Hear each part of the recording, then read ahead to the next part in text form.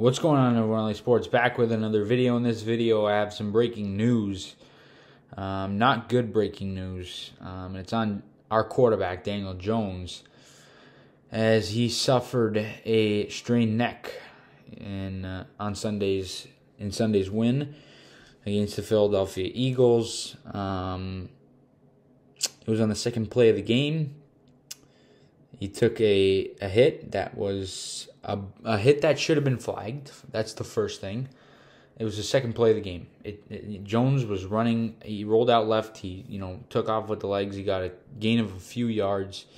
And, of course, a dirty Eagle player, they have a lot of those, came flying in, and they laid a low hit. Jones was sliding down already. He laid a low hit on Jones, and that gave him the strained neck.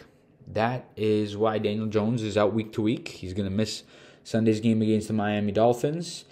Mike Glennon is going to start. He's a horrific quarterback. He's going to start for the Giants, which is very unfortunate. And hopefully for Daniel Jones, he's just out for this Dolphin game and not out for the game at SoFi against the Chargers. That would be, a huge blow.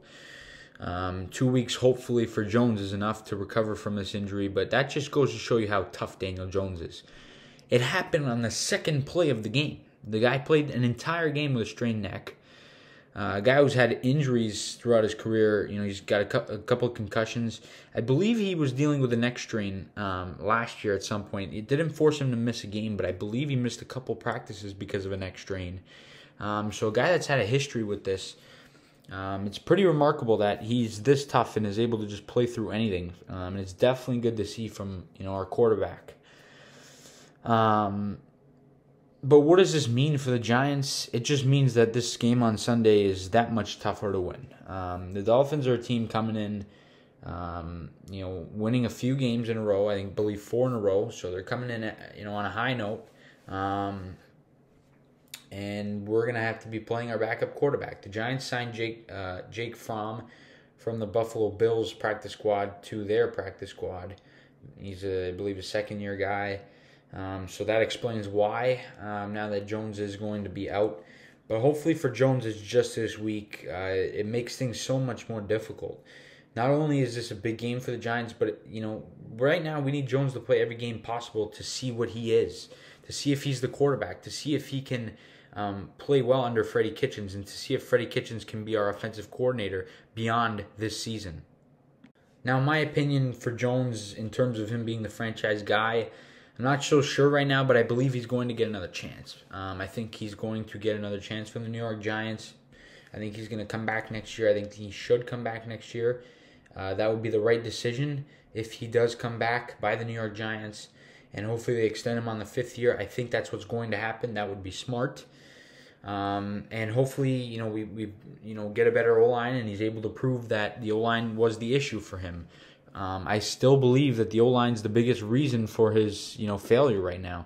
And I think in front of a good O-line, or behind a good O-line, he can be a different quarterback.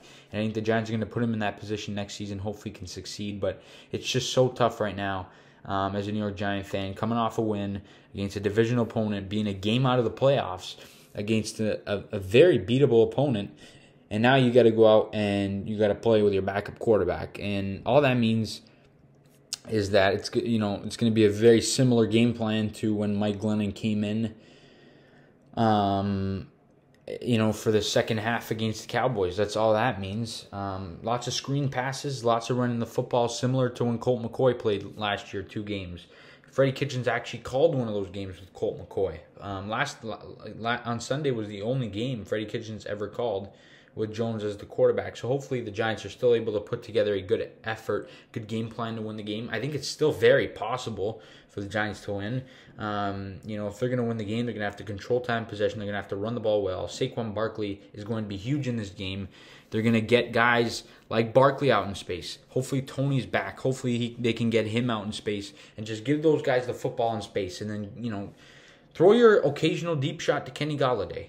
Throw your occasional deep shot to Evan Ingram. Throw one over the middle, slant to Kenny Golladay.